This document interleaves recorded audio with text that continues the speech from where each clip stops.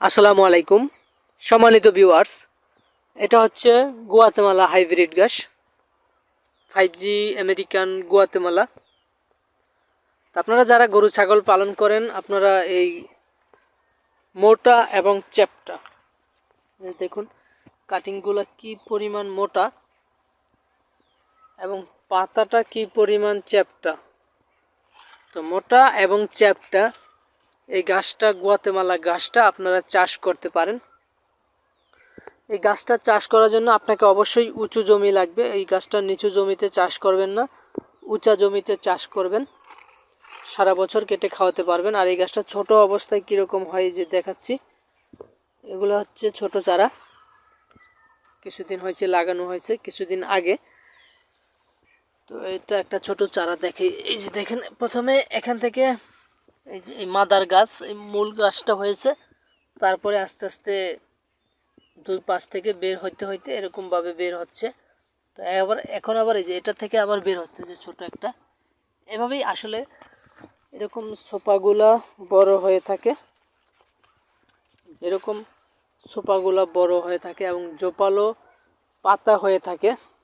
যদি আরেকটা গাছ আমি দেখাই, যে দেখেন এখানে কিন্তু প্রথমে একটা চারা ছিল, তারপর প্রতিটা গিট থেকে কিন্তু আবার আস্তে আস্তে চারা হয়েছে এবং একটা জোপালো ঘাস হয়ে গেছে। প্রচুর পরিমাণে পাতা হয়ে থাকে। ওপাশের কাটিংগুলো আমাদের বিক্রি হয়ে গেছে অলরেডি। তো এখানে কিছু কাটিং আছে আর বাকিগুলো আমরা চারা রোপণ করেছি। যেটা হচ্ছে গুয়াতেমালা হাইব্রিড গাছ, সেটা অনেক জোপালো এবং পাতা চ্যাপ্টা হয়ে থাকে এবং এই গাছটাতে ক্যালসিয়াম এর পরিমাণ বেশি অন্যান্য ঘাসের তুলনায়। গরু ছাগল খুব ভালো খেয়ে থাকে।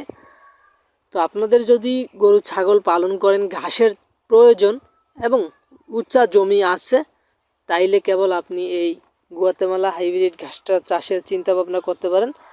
আর এটার জন্য আপনাকে কাটিং রোপণ করতে হবে। এক একটা ঘাসের আলাদা আলাদা জাত, যেমন স্মার্ট নেপিয়ার আছে, জারাওয়ান আছে, গুয়াতেমালা আছে। এগুলো তিনটা হচ্ছে উঁচা জমিতে চাষ করতে হয়, লাগাইতে হয়। তো এই ঘাসগুলো আপনারা চাষ করতে পারেন। সারা বাংলাদেশের যে কোনো জায়গা থেকে আপনারা এই ঘাসের কাটিংগুলো অর্ডার করতে পারবেন। আমরা কুরিয়ারের মাধ্যমে সারা বাংলাদেশে এই ঘাসের কাটিং ডেলিভারি দিয়ে থাকি। তো সকলে ভালো থাকবেন, সুস্থ থাকবেন। আল্লাহ হাফেজ।